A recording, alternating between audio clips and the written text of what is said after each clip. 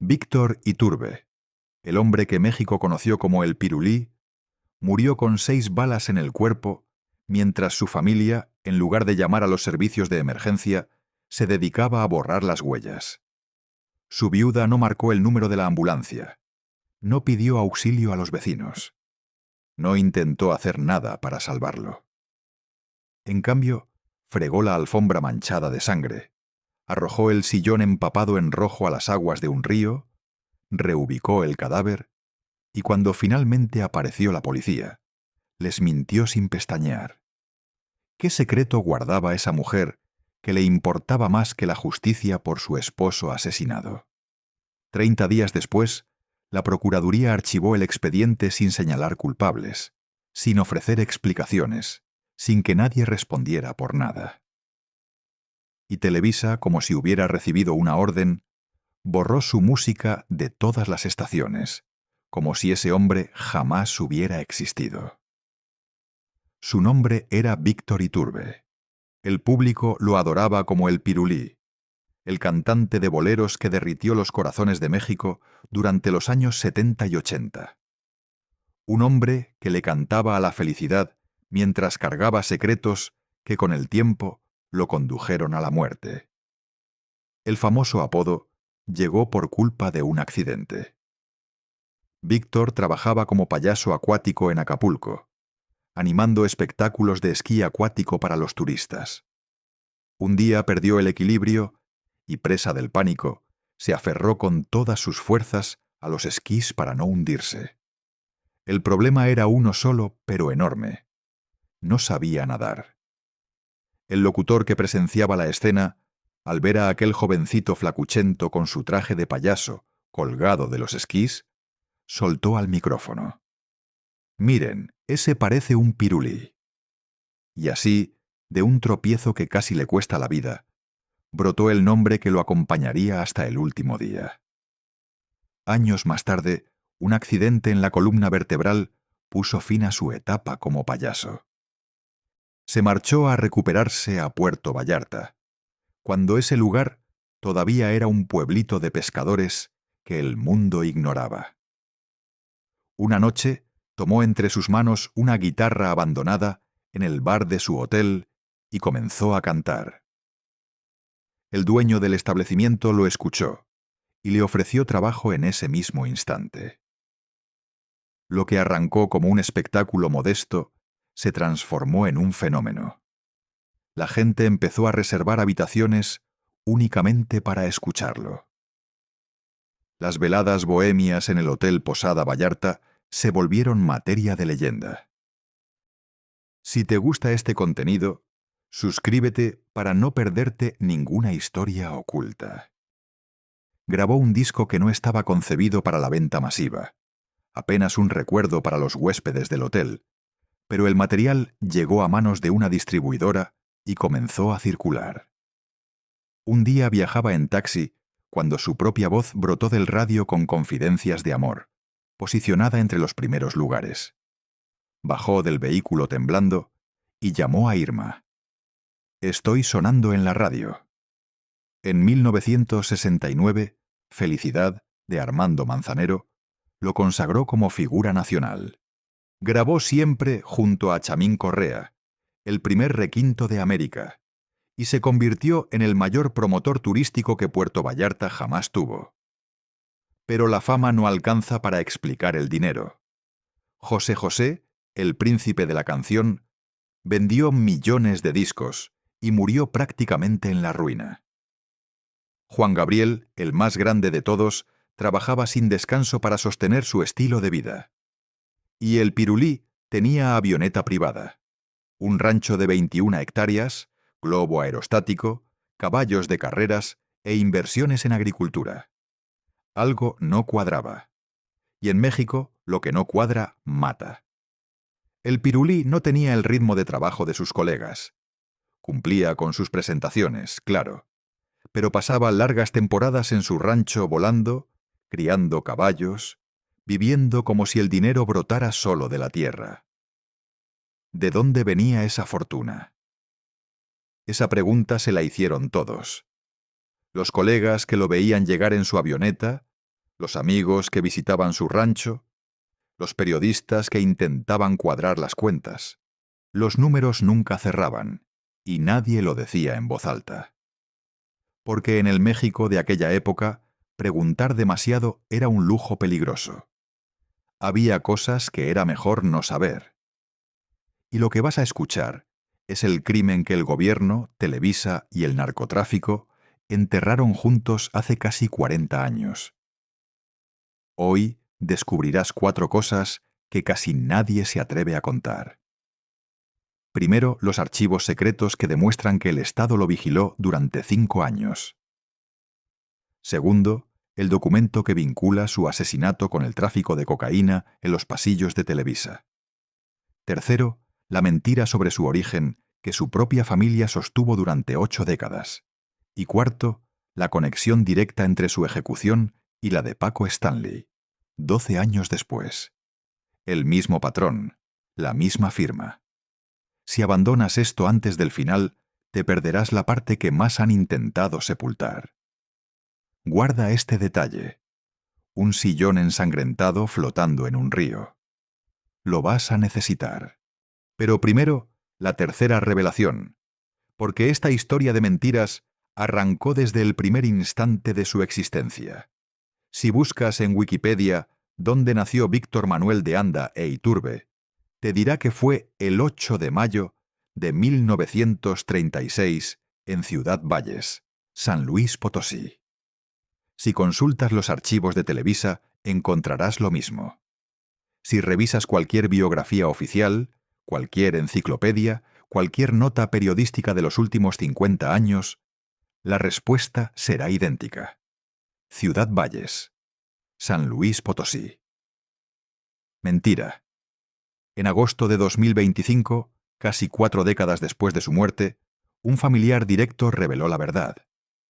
Don Sergio Iturbe Larraga, pariente cercano del Pirulí, confesó lo que la familia había sepultado durante generaciones. Víctor no nació en Ciudad Valles, nació en la Ciudad de México. ¿Por qué importa eso? Porque desde el primer día de su existencia, la vida de Víctor Iturbe estuvo edificada sobre mentiras, sobre versiones contradictorias, sobre relatos que la gente prefería creer, aunque nunca fueran ciertos. Si mintieron sobre algo tan elemental como el lugar de nacimiento, algo que debería constar en un acta, algo que no tiene ningún motivo para ser secreto, ¿sobre qué más mintieron? Sobre el dinero, sobre los negocios, sobre las conexiones, sobre la noche en que murió. Era una familia que sabía guardar secretos, que sabía mantener versiones oficiales durante décadas, que sabía callar. Y cuando el Pirulí cayó con 6 balas en el cuerpo, esa misma familia hizo lo que siempre había hecho. Construyó una versión y la sostuvo hasta hoy. Lo que sí es cierto es que tenía vínculos profundos con Ciudad Valles. Su tío vivía allá. Cuando alcanzó la fama, volvía con frecuencia. Llegaba en su avioneta privada, recorría las calles en el Cadillac rojo de su tío, saludando a los vecinos. Un día, llevó a su padre a volar por primera vez en la vida. El viejo nunca había subido a un avión. Víctor lo sentó a su lado en el Cessna, y juntos sobrevolaron la tierra donde el muchacho había crecido. «Tú naciste para volar», le dijo el padre cuando aterrizaron. Víctor nunca olvidó esas palabras. Lo persiguieron toda la vida, hasta la tumba. Pero los que nacen para volar, también nacen para caer. Ahora sí, antes de explicar cómo murió, hay algo que necesitas entender. El Pirulí vivía como millonario, y nadie podía explicar el origen de esa riqueza. Un rancho de 21 hectáreas en Puerto Vallarta. No una casita de campo, sino un predio con caballerizas, con empleados, con todo lo necesario para criar caballos de carreras. Una avioneta privada, un Cessna propio con licencia de piloto. Volaba cuando quería, a donde quería. Un globo aerostático, porque la avioneta sola no era suficiente cielo. Una residencia en Las Arboledas, el fraccionamiento más exclusivo de Atizapán de Zaragoza, donde habitaban empresarios, políticos y gente con dinero de verdad. Caballos de carreras, inversiones en agricultura, viajes constantes, ropa cara, autos del año. Todo eso con una carrera de cantante de boleros. Un cantante de boleros. Los cantantes de boleros no vivían así. José José tuvo problemas económicos durante toda su vida y murió prácticamente en la ruina. Javier Solís, el rey del bolero ranchero, nunca acumuló semejante fortuna. Marco Antonio Muñiz, otra leyenda del género, vivió con comodidad pero jamás con ese nivel de lujo. Ningún cantante de boleros en México vivía como el Pirulí. Ninguno. Los boleros no pagan mansiones. Los boleros no pagan avionetas. Los boleros no pagan ranchos de 21 hectáreas. ¿De dónde salía ese dinero? Esa pregunta se la hicieron los periodistas, los colegas, los investigadores que trabajaron el caso tras su muerte. Y esa pregunta es la que lo mató, porque alguien conocía la respuesta y esa respuesta valía 6 balas. Pero para entender de dónde venía el dinero, primero hay que entender la época. El México de los 70 y 80 era un país donde el poder real no residía en los políticos visibles, sino en las sombras. Y el hombre más peligroso de esas sombras era alguien al que ningún artista podía negarle nada. Arturo Durazo Moreno, el Negro Durazo, jefe de la policía de la Ciudad de México entre 1976 y 1982. No llegó al cargo por méritos. Llegó porque era el amigo de infancia del presidente López Portillo.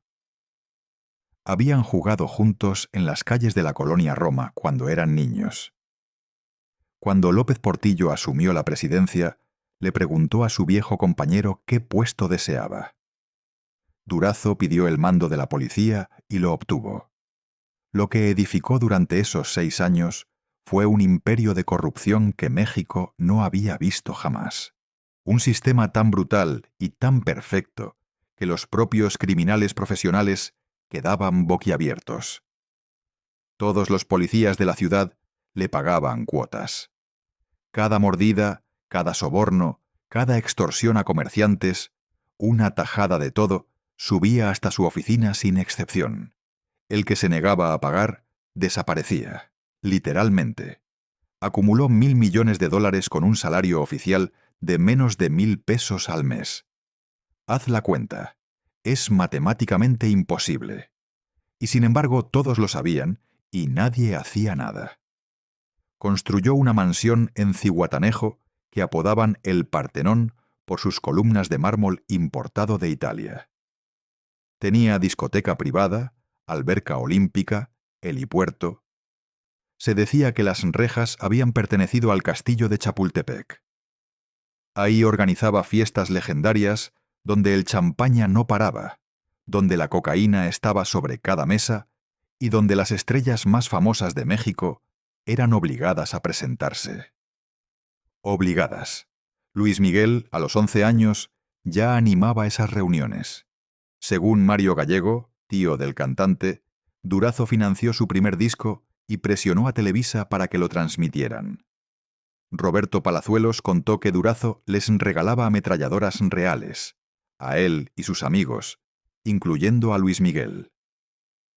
Armas de guerra, a niños. Verónica Castro, Olga Breskin. Los rumores las vinculaban románticamente con el negro. Ningún artista rechazaba una invitación de Durazo porque a los que decían que no, bueno, pregúntale a los que desaparecieron. El Pirulí no fue la excepción. Cantaba en las fiestas de Durazo, conocía a los hombres más peligrosos del país, se codeaba con el poder real, ese que nunca sale en los noticieros.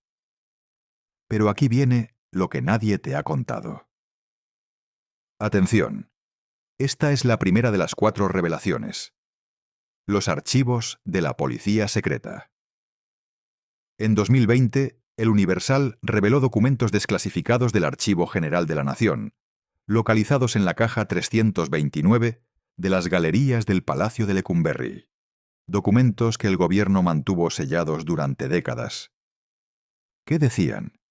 Que la DFS, la Dirección Federal de Seguridad, la policía secreta del gobierno mexicano, vigiló a El Pirulí durante 5 años, de 1970 a 1975. 5 años de espionaje, agentes infiltrados en sus conciertos, grabadoras ocultas capturando cada palabra, informantes reportando cada uno de sus movimientos.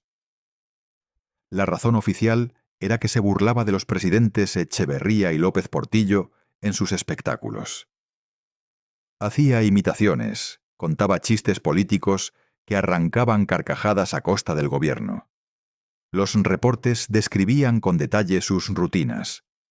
El 12 de noviembre de 1974, agentes de la DFS asistieron a un centro nocturno donde se presentaba y lo grabaron todo. Un reporte de 1975 documenta que Víctor, imitando la voz del jefe del Ejecutivo Federal, dijo: «Ya le dije a Mario que tenga palencia».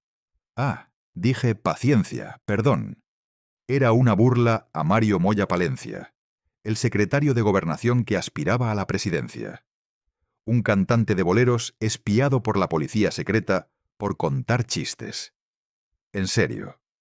El aparato de inteligencia del Estado mexicano gastaba recursos, agentes, tiempo y dinero para vigilar a un artista porque hacía reír al público. O tal vez los chistes eran la excusa. Tal vez había algo más que querían saber. Algo sobre el rancho de 21 hectáreas, sobre la avioneta privada, sobre el estilo de vida que ningún cantante de boleros podía costear. Porque aquí está el detalle que lo cambia todo. La DFS no solo espiaba a opositores políticos ni vigilaba a estudiantes y sindicalistas. La DFS protegía al narcotráfico. El Cártel de Guadalajara, la primera gran organización criminal de México, operaba bajo la protección directa de esa agencia. Los nombres que fundaron el narco mexicano moderno trabajaban mano a mano con la policía secreta. Rafael Caro Quintero, el pionero de la marihuana sin semilla. Ernesto Fonseca Carrillo, Don Neto. Miguel Ángel Félix Gallardo, el jefe de jefes. Todos pagaban cuotas millonarias a los comandantes de la DFS. Era un negocio entre socios. Los agentes les entregaban credenciales oficiales para moverse libremente. Protegían los cargamentos que cruzaban fronteras. Servían como guardaespaldas en los ranchos donde se procesaba la cocaína. La misma agencia que espiaba a El Pirulí, por contar chistes, protegía a los narcos más poderosos del continente. ¿Coincidencia? En el México de esa época no existían las coincidencias, solo conexiones que nadie quería ver. En 1985, todo se derrumbó.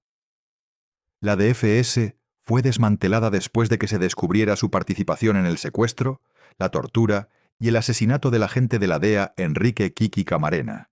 Camarena investigaba al Cártel de Guadalajara y estaba demasiado cerca de la verdad. Lo secuestraron, lo torturaron durante más de 30 horas, mientras un médico lo mantenía con vida para que siguiera sufriendo. Grabaron todo y finalmente lo mataron. Cuando Estados Unidos presionó y las pruebas se acumularon, salió la verdad. Agentes de la DFS habían participado. La Policía Secreta de México, torturando y asesinando a un agente estadounidense para proteger a narcotraficantes. El escándalo fue mundial. La DFS fue disuelta. Sus archivos sellados.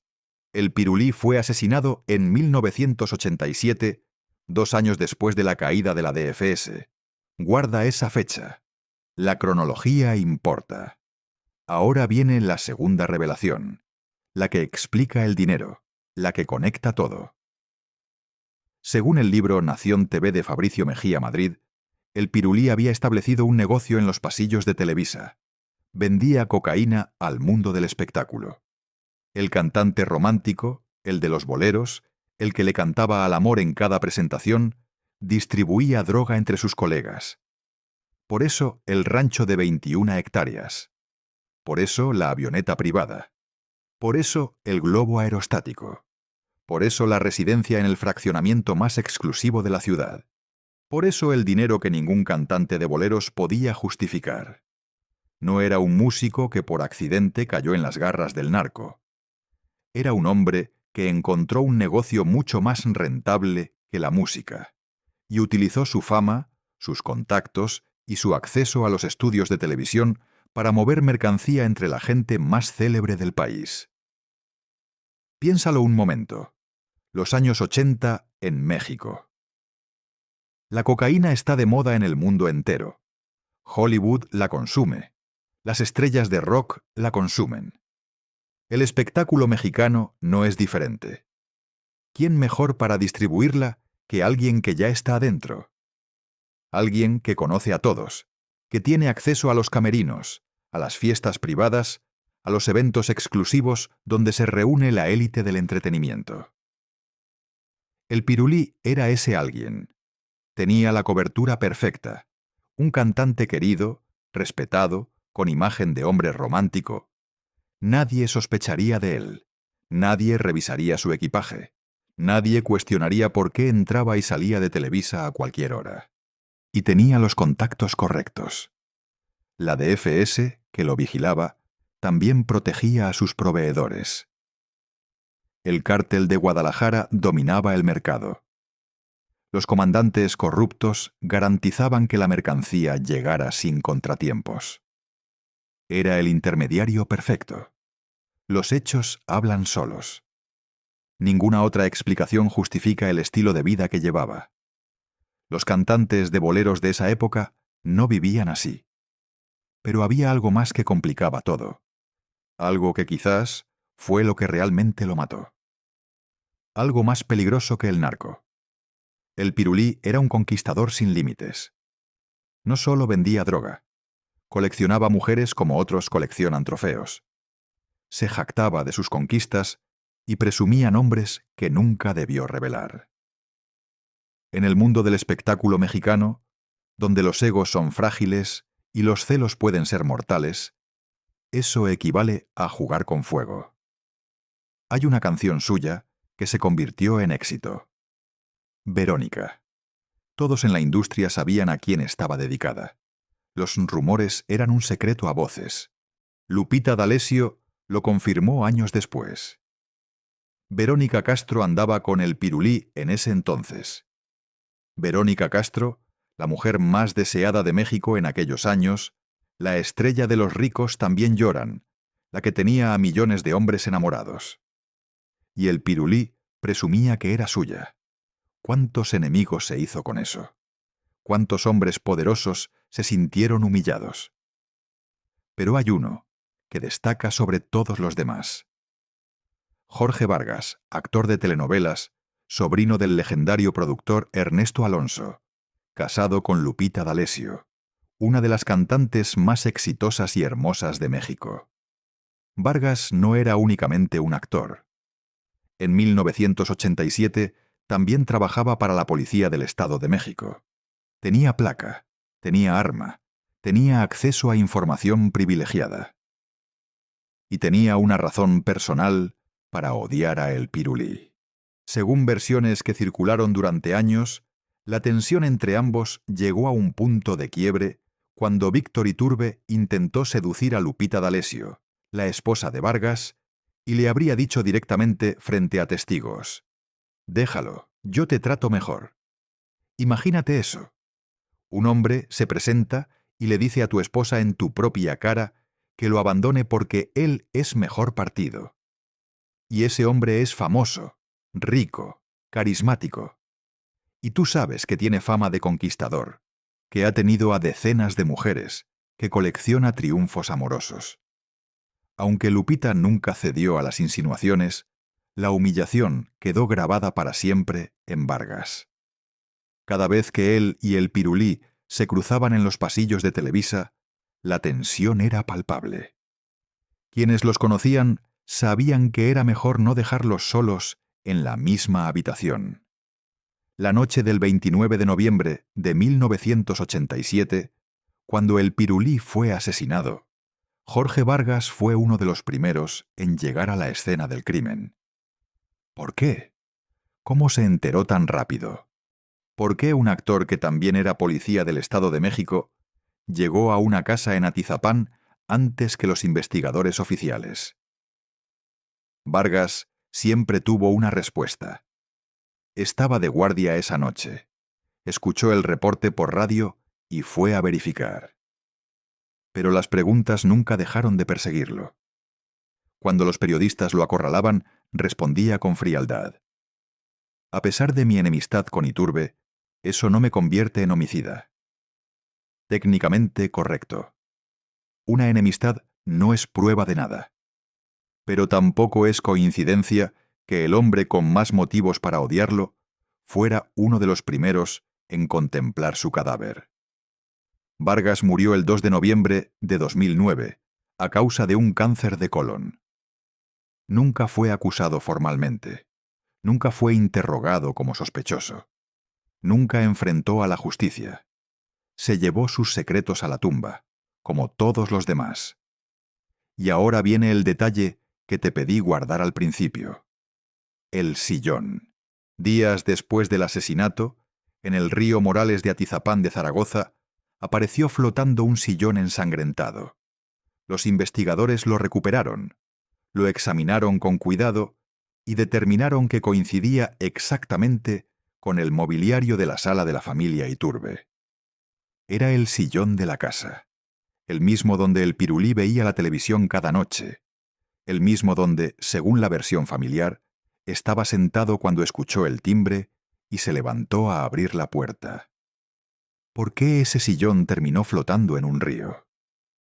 ¿Por qué estaba cubierto de sangre si, según la versión oficial, el Pirulí murió en la entrada de su casa y no en la sala? Esto dio pie a la teoría más perturbadora del caso. Una teoría que la familia siempre negó, pero que la evidencia física parecía respaldar. El Pirulí no murió en la puerta. Murió sentado en ese sillón. Alguien cercano le habría disparado mientras veía televisión. Alguien que tenía acceso a la casa. Alguien en quien confiaba lo suficiente como para darle la espalda. Y después, la escena del crimen fue alterada de manera completa para que pareciera un ataque de sicarios externos, para que diera la impresión de que abrió la puerta y unos desconocidos lo ejecutaron. Piénsalo un momento. Un hombre relajado en su sillón frente al televisor un domingo por la noche, confiado entre los suyos, sin sospechar nada. Y de pronto, sin advertencia, sin posibilidad de reacción, las balas. ¿Quién movió el cuerpo? ¿Quién arrojó el sillón al río? ¿Quién lavó la alfombra antes de que amaneciera y llegaran los investigadores? La respuesta es clara. La familia. Pero la pregunta más importante sigue sin respuesta. ¿Por qué? ¿Qué secreto protegían? ¿A quién encubrían? ¿Qué era tan terrible que preferían destruir la evidencia del asesinato de su esposo y padre antes que permitir que se supiera la verdad? Para entender eso hay que conocer a Irma. Irma Pérez Guereña, la mujer que lo amó durante 23 años, la que restregó la alfombra donde él agonizó. Se conocieron en 1962, cuando él todavía era un don nadie, un payaso de espectáculos acuáticos en Acapulco, un soñador sin dinero, sin fama, sin ningún futuro visible. Ella era una joven de familia de clase media, con estudios, con la expectativa de un matrimonio respetable. Me conquistó con su facilidad para hacerme reír, diría ella años después. Y porque era muy romántico. Me llevaba flores a cualquier hora, me cantaba bajo la ventana. Los padres de Irma no aprobaban. ¿Quién es este muchacho sin oficio ni beneficio? Pero cuando Víctor sufrió un accidente en la columna en 1964 y ella lo cuidó durante semanas, los padres comprendieron la profundidad de ese amor y cambiaron de opinión. Se casaron ese mismo año. Tuvieron 4 hijos: Víctor Manuel, Lucía, Astrea y Michelle. 2 hijas llamadas Lucía. No es un error. La primera murió antes de cumplir 1 año. El dolor fue tan devastador que cuando nació otra niña, le pusieron el mismo nombre. Irma lo acompañó en todo. En la pobreza de los primeros años, en la fama cuando llegó, en los secretos que se fueron acumulando, en las mentiras que tuvo que aprender a aceptar. 23 años de matrimonio, 23 años edificando una vida juntos. Y cuando él murió, ella tomó una decisión que nadie ha podido explicar: destruir las pruebas. ¿Por qué? Solo hay 2 posibilidades. O Irma sabía quién lo mató y lo estaba protegiendo. O Irma sabía algo que, de salir a la luz, destruiría a toda la familia. Quizás ambas cosas al mismo tiempo. La familia de El Pirulí eligió el silencio, y ese silencio perdura hasta hoy. Pero antes de entender por qué callaron, necesitas saber algo más sobre quién era realmente Víctor Iturbe. El Pirulí tenía una obsesión que lo definía: el cielo.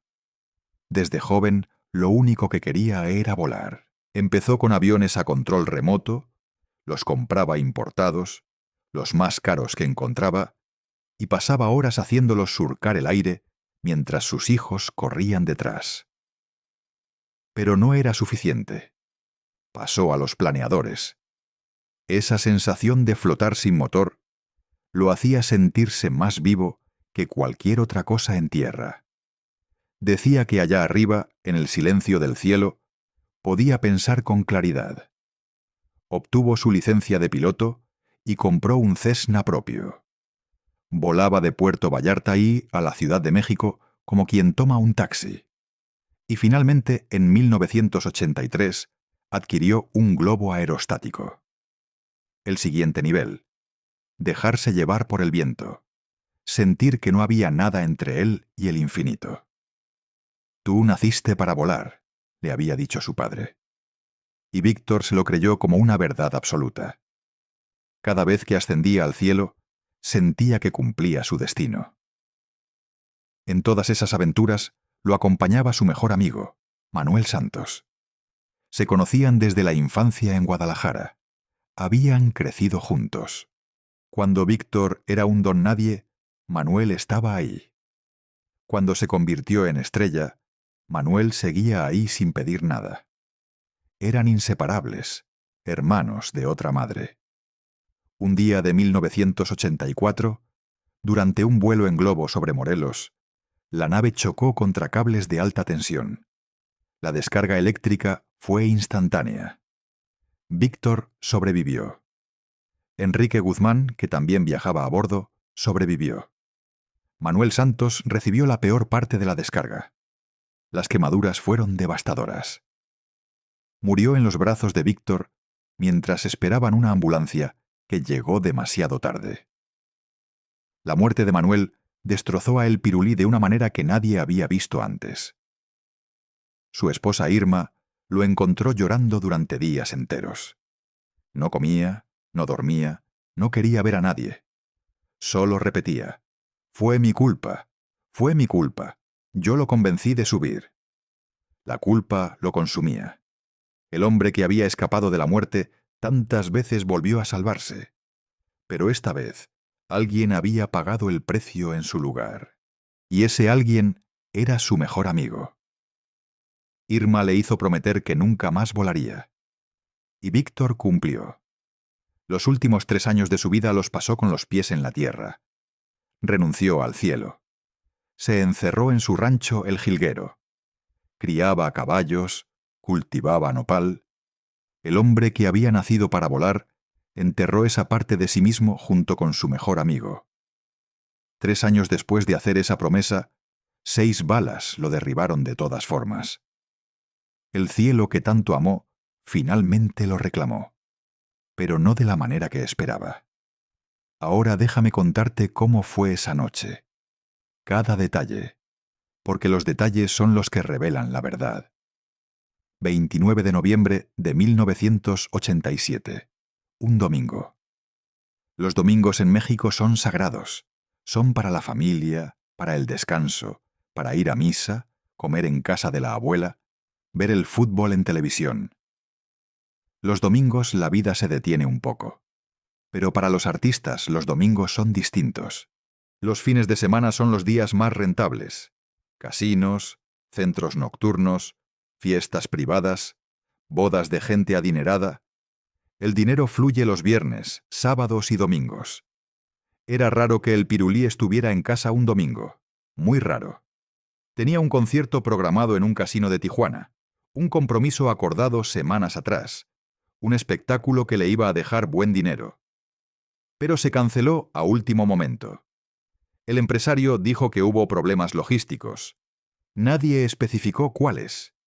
Nadie explicó por qué un concierto confirmado de pronto ya no podía realizarse. ¿Coincidencia? ¿O alguien quería asegurarse de que el Pirulí estuviera en casa esa noche? Esa cancelación le costó la vida. Si hubiera estado en Tijuana como debía, los sicarios habrían tocado la puerta de una casa vacía. Habrían tenido que esperar, habrían tenido que replantear el operativo, y quizás algo habría salido diferente. Pero no fue así. El Pirulí se quedó en casa y la muerte lo encontró ahí. Durante el día, la familia salió a pasear. Una tarde normal de domingo. Comieron juntos en algún restaurante, recorrieron algún centro comercial, hicieron lo que hacen las familias normales. Regresaron cuando empezaba a caer la noche.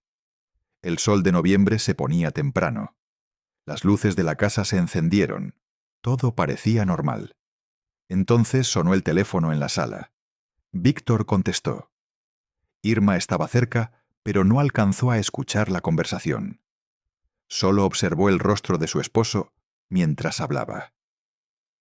Nadie sabe con exactitud qué le dijeron. La policía intentó rastrear la llamada, pero en 1987 la tecnología no lo permitía. No había identificador de llamadas, no había registros digitales. Las llamadas se desvanecían en el aire. Lo que sí documentaron los investigadores fue la reacción de Víctor al colgar. Según los testimonios, había recibido una amenaza de muerte. Irma lo vio soltar el auricular con las manos temblando. El color había desaparecido de su rostro. ¿Qué pasó? Nada. Un equivocado. Pero no era nada, y él lo sabía. Horas después, mientras Víctor veía televisión en su sillón, su hija Lucy anunció que saldría al cine con su novio. «No llegues tarde», le dijo Irma. Lucy se despidió. Besó a su padre en la frente. Él probablemente le dijo algo gracioso porque ella se rió antes de salir. Fue la última vez que lo vio con vida. Lucy se fue y olvidó las llaves. Ese olvido trivial, ese descuido de adolescente distraída, ese detalle insignificante selló el destino de su padre. Porque cuando sonara el timbre a medianoche, Víctor pensaría que era su hija y abriría la puerta sin preguntar, sin verificar, sin sospechar. Las horas pasaron. La casa se fue sumergiendo en el silencio. Irma subió a acostarse. El hijo se encerró en su cuarto a estudiar.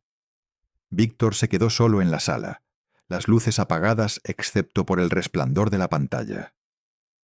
No sabemos qué veía. No sabemos si pensaba en la llamada amenazante. No sabemos si había logrado convencerse de que no era nada. A medianoche sonó el timbre. Víctor miró hacia la puerta. Lucy se fue sin llaves. Recordó. Se levantó del sillón, caminó hacia la entrada, probablemente arrastrando un poco los pies, cansado, probablemente sonriendo, preparando algún comentario gracioso para recibir a su hija que siempre olvidaba todo. Abrió. No era Lucy. Eran 3 hombres. Sin decir una sola palabra, le dispararon. 6 balas calibre 9 milímetros, tipo expansivas. El tipo de proyectil que se abre al penetrar el cuerpo para causar el máximo daño posible. El tipo que usan los profesionales que necesitan garantizar que su objetivo no sobreviva. 3 tiradores sincronizados. Cada uno disparó 2 veces. Coordinación perfecta. Entrenamiento de sicariato o militar. No fueron delincuentes comunes. No fue un robo. Fueron profesionales ejecutando un encargo por el que les pagaron. Las balas perforaron el tórax, el abdomen, una clavícula, la arteria femoral. El pirulí cayó al suelo de su propia casa. Al escuchar las detonaciones, Irma despertó de golpe. Bajó corriendo las escaleras gritando el nombre de su esposo. Su hijo salió del cuarto donde estudiaba, el libro todavía abierto sobre el escritorio, el examen del día siguiente súbitamente sin importancia.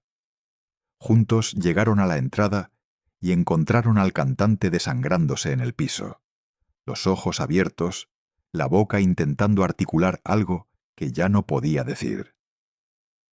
A lo lejos, a través de la puerta abierta, vieron un vehículo oscuro arrancando a toda velocidad, las luces traseras desapareciendo en la oscuridad. Un vecino escuchó los gritos y acudió a ayudar. Intentó contener la hemorragia con lo que tenía a mano, pero ya era tarde. El pirulí había muerto. «Tú naciste para volar», le había dicho su padre. Esa noche, Víctor Iturbe cayó del cielo para siempre. Tenía 51 años. Ahora viene la tercera revelación. Lo que ocurrió después es lo que convierte este caso en un misterio que nadie ha podido resolver en casi 40 años. La familia alteró la escena del crimen. Pero déjame darte los detalles que la policía documentó. El cuerpo del pirulí fue movido del lugar donde cayó muerto. La alfombra, manchada de sangre, fue enviada a lavar esa misma noche, antes de que amaneciera, antes de que llegaran los investigadores. El sillón ensangrentado desapareció de la sala. Días después, apareció flotando en el río Morales. ¿Quién hace eso? ¿Quién después de ver morir a su esposo se pone a lavar alfombras? Solo alguien que tiene algo que esconder. Solo alguien que sabe que la verdad es más peligrosa que el silencio. Los periódicos publicaron fotos del cuerpo. El rostro de El Pirulí tenía un gesto de sorpresa. No esperaba a sus asesinos. ¿Cómo no los esperaba si acababa de recibir una amenaza de muerte? A menos que no fueran los mismos que lo amenazaron. A menos que los asesinos fueran personas que él conocía, personas a quienes abrió la puerta con confianza, personas que entraron a su casa sin despertar sospechas. Al sepelio acudieron las estrellas más grandes de México: Raúl Velasco, Enrique Guzmán, José José, quienes lo habían acompañado desde los años de gloria. Ninguno quiso hacer declaraciones. Ninguno dijo una sola palabra sobre lo que sabían. Ninguno señaló a nadie. El silencio del mundo del espectáculo fue ensordecedor. Raúl Velasco, que lo había presentado decenas de veces en Siempre en Domingo, el programa más importante de la televisión mexicana, no dijo nada. Enrique Guzmán, que había estado con él en el Globo el día que murió Manuel Santos, que conocía sus secretos y sus aventuras, no dijo nada. José José, el príncipe de la canción, que compartía escenario con él en los grandes eventos y sabía cómo funcionaba el negocio por dentro, no dijo nada. Todos callaron, como si hubieran recibido la misma instrucción, como si supieran que hablar era peligroso, como si alguien les hubiera dejado muy claro que el silencio era la única opción viable. ¿Quién tenía ese poder? ¿Quién podía hacer que las figuras más grandes del espectáculo mexicano cerraran la boca al mismo tiempo? Solo alguien con conexiones en el gobierno, en Televisa y en el narcotráfico. Los 3 poderes que controlaban México en esa época. Los 3 poderes que, según las investigaciones, estaban entrelazados con la vida de El Pirulí. Y aquí viene lo más perturbador de todo. Los restos del Pirulí fueron cremados en plena investigación, antes de que el caso se resolviera. Piénsalo. El cuerpo de una víctima de homicidio es la evidencia más importante que tiene la policía. Puede revelar cosas que las autopsias iniciales no detectaron. Puede ser reexaminado con nueva tecnología. Puede contradecir versiones oficiales. La evidencia no se destruye. Se preserva, se protege, es sagrada para cualquier investigación seria. A menos que alguien quiera que desaparezca. ¿Quién autorizó la cremación? ¿Quién decidió que era preferible convertir el cuerpo en cenizas antes de que se conociera la verdad? La familia, dicen. Irma firmó los papeles. Pero ¿quién le dijo que lo hiciera? ¿Quién la convenció de que era lo mejor? ¿Quién la presionó? Las cenizas fueron esparcidas en Puerto Vallarta, en el mar que tanto amaba, en el lugar donde había encontrado su voz décadas atrás cuando era un payaso con la espalda rota cantando en un bar de hotel. Poético, sí, pero también conveniente. Sin cuerpo no hay segunda autopsia, no hay pruebas nuevas, no hay forma de contradecir la versión oficial. No hay manera de saber si las balas entraron por el frente o por la espalda. No hay manera de confirmar si murió en la puerta o en el sillón. El cuerpo era la última evidencia y lo convirtieron en cenizas. La Procuraduría estableció 3 hipótesis oficiales. La primera, crimen pasional. El Pirulí tenía enemigos por sus aventuras amorosas. Jorge Vargas, el esposo de Lupita D'Alessio. Quizás otros maridos ofendidos que nunca se mencionaron públicamente. Quizás algún hombre poderoso cuya pareja había caído en las redes del cantante. En el México de esa época, los crímenes pasionales eran frecuentes y a veces resultaban convenientes para encubrir otras cosas. La segunda, deudas. El Pirulí le debía dinero a gente peligrosa. Era apostador y derrochador. Vivía por encima de sus posibilidades, incluso contando los ingresos del negocio ilícito. Quizás debía a los proveedores, quizás había fallado a alguien que no aceptaba excusas. Las deudas con el narco se cobran con balas. Eso lo sabe cualquiera que haya vivido en México. La tercera, ajuste de cuentas del narcotráfico. La más probable, la que todos creían pero que nadie quería investigar a fondo. El Pirulí sabía demasiado. Conocía a los proveedores, conocía a los clientes, conocía los canales por donde circulaba la mercancía, conocía nombres que nunca debería haber sabido. Tal vez quiso abandonar el negocio. Tal vez amenazó con hablar. Tal vez simplemente se volvió un riesgo que era más seguro eliminar. O quizás todo junto. Quizás fue una combinación de celos, deudas y secretos peligrosos. Quizás fueron varias personas con distintos motivos que llegaron a un acuerdo. Quizás nunca sabremos la verdad completa. En diciembre de 1987, apenas un mes después del asesinato, la Procuraduría cerró el caso. Un mes. 30 días para investigar el homicidio de una de las figuras más famosas de México. 30 días para entrevistar testigos, analizar evidencias, seguir pistas. Es un absurdo. Cualquier investigación seria toma meses, años. Pero esta se cerró en un mes. Razón oficial: escasa colaboración de la familia. La familia que lavó la alfombra, arrojó el sillón al río, movió el cadáver y cremó los restos. Esa familia no quiso colaborar. ¿Te sorprende? Tras el cierre del caso, la familia hizo algo que nadie anticipaba. Vendieron todo: la casa donde él murió, el rancho en Puerto Vallarta, los autos, los caballos, todo lo que habían construido durante décadas. Y desaparecieron.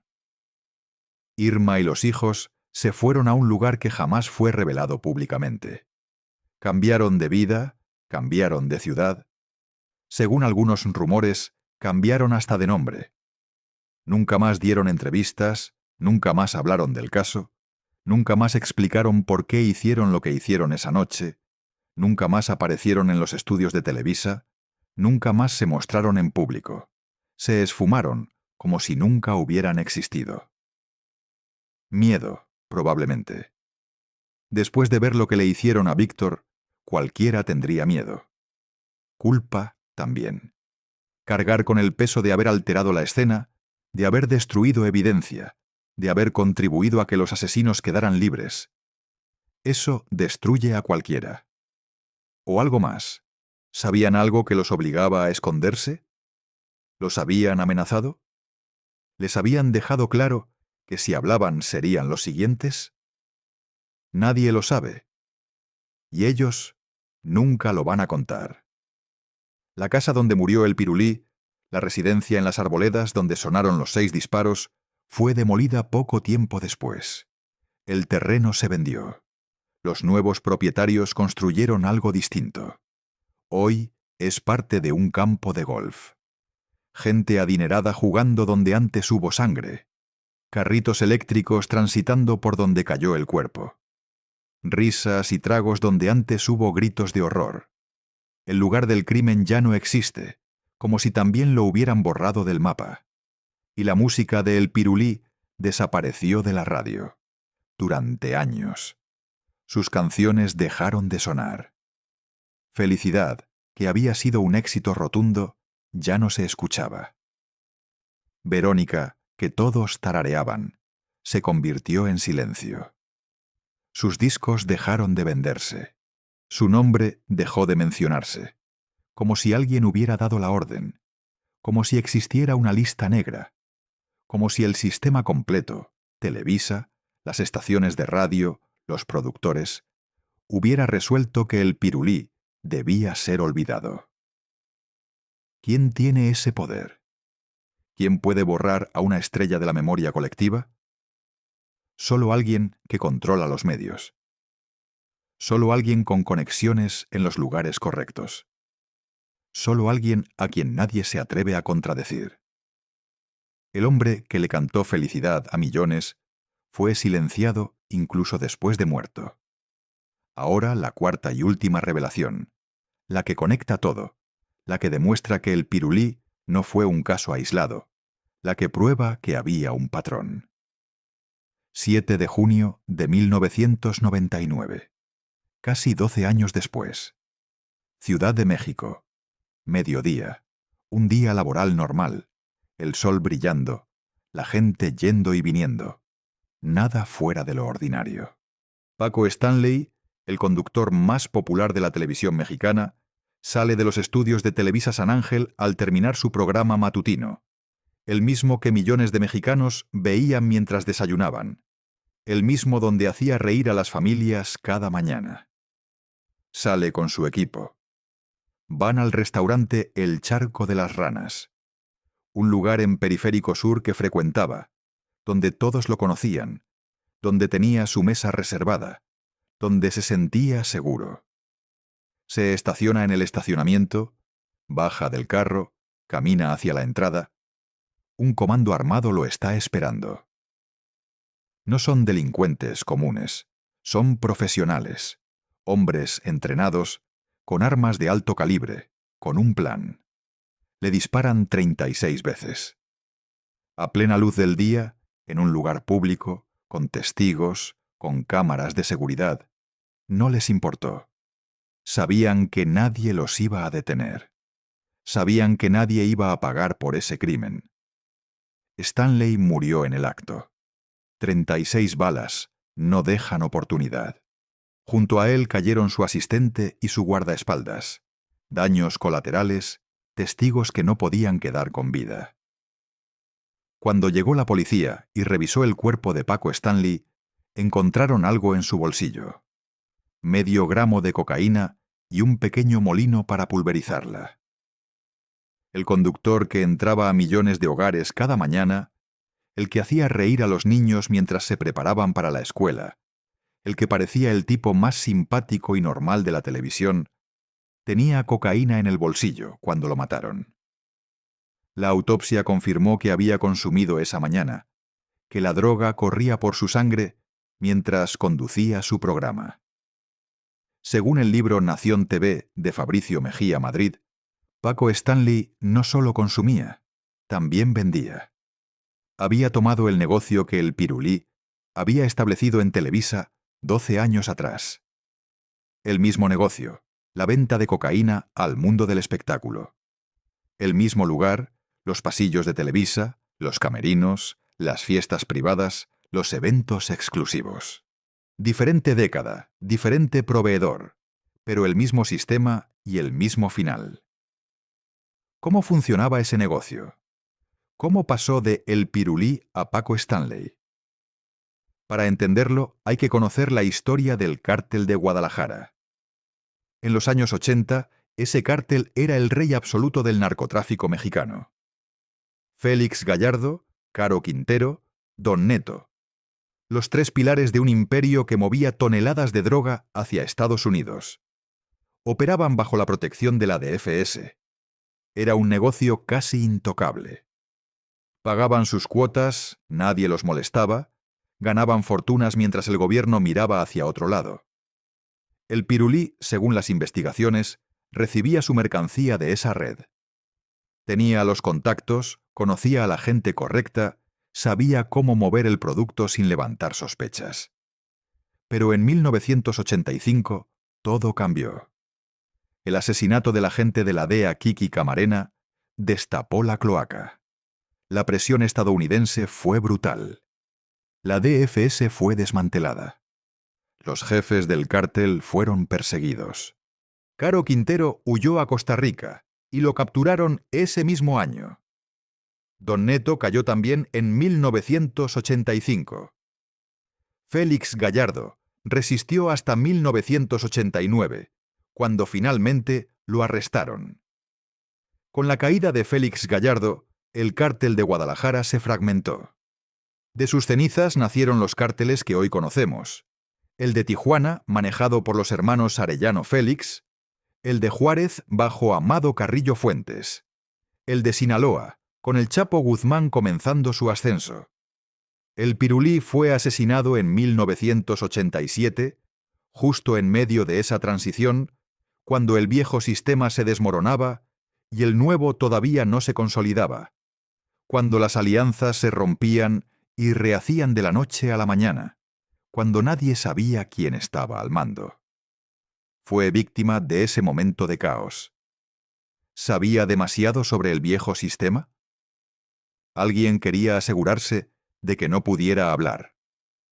Para 1999, cuando asesinaron a Paco Stanley, el panorama era completamente distinto. Los nuevos cárteles estaban consolidados, las rutas definidas, y el negocio de la cocaína en Televisa seguía funcionando, con nuevos proveedores.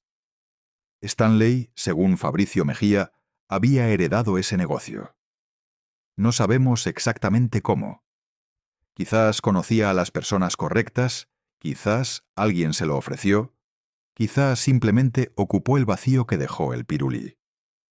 Lo que sí sabemos es que terminó igual. El mismo patrón. Múltiples tiradores, balas de alto calibre, ejecución coordinada, escape limpio. El mismo silencio después. Casos archivados, sin culpables, familias destrozadas, memorias que se borran. Pero hay un detalle escalofriante que quedó grabado en televisión nacional, que millones de personas presenciaron sin comprender lo que significaba, y que visto con la perspectiva del tiempo, cobra un significado siniestro.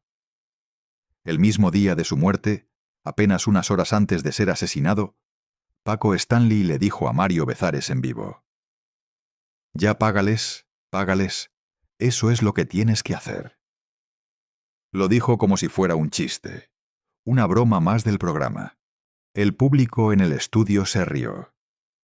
Bezares hizo una mueca cómica. Los televidentes en casa sonrieron sin darle importancia. No era un chiste. Estaba hablando de una deuda con el narco. Sabía que lo iban a matar. Estaba advirtiendo a su compañero de algo inevitable. Era una confesión, un grito de auxilio disfrazado de comedia. Horas después, Paco Stanley estaba muerto en un charco de sangre, y esas palabras quedaron grabadas para siempre. El caso de Stanley también se cerró sin justicia real. Mario Bezares fue acusado de participar en el asesinato. Lo arrestaron, lo encarcelaron. Pasó meses en prisión mientras la prensa lo destrozaba, su carrera se desmoronaba y su nombre quedaba manchado para siempre. Pero las pruebas no existían o fueron eliminadas. Bezares fue liberado por falta de evidencia. Los verdaderos asesinos nunca fueron encontrados. Nunca fueron juzgados. Nunca pagaron por esas 36 balas. Igual que con el Pirulí. 2 artistas de Televisa. 2 ejecuciones profesionales. 12 años de diferencia. El mismo patrón. Tiradores múltiples, balas de alto calibre, coordinación perfecta, escape limpio. El mismo lugar. El mundo del espectáculo mexicano, los pasillos de Televisa. El mismo silencio después.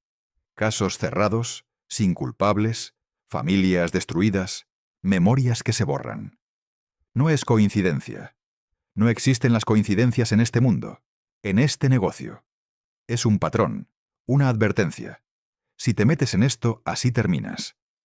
El Pirulí lo aprendió en 1987. Paco Stanley lo aprendió en 1999. Víctor Iturbe murió a los 51 años, dejando preguntas que nadie ha respondido en casi 40 años.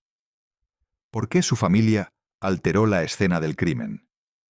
¿Por qué cremaron el cuerpo antes de resolver el caso? ¿Por qué su música desapareció de la radio? ¿Y por qué 12 años después otro famoso de Televisa moriría exactamente de la misma manera? La verdad murió con él esa noche de noviembre. O tal vez la conocen personas que todavía están vivas. Personas que guardan silencio porque saben perfectamente lo que les ocurre a los que hablan. Tú naciste para volar, dijo su padre cuando era niño. Toda su vida persiguió ese cielo. En la fama, en el dinero, en los secretos que lo elevaron por encima de los demás. Pero nadie le advirtió que los que vuelan muy alto terminan cayendo. Y cuando cayó con 6 balas en el cuerpo, su propia familia se encargó de borrar las huellas. Lavaron la sangre, arrojaron el sillón, convirtieron el cuerpo en cenizas y desaparecieron.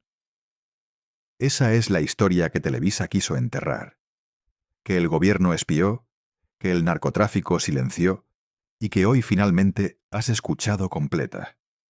Si esta historia te tocó, compártela, suscríbete, dale like. La próxima semana, Paco Stanley, el que heredó el negocio, el que pagó el mismo precio con 36 balas. Si creías que esta historia era oscura, espera a escuchar lo que viene. Nos vemos ahí.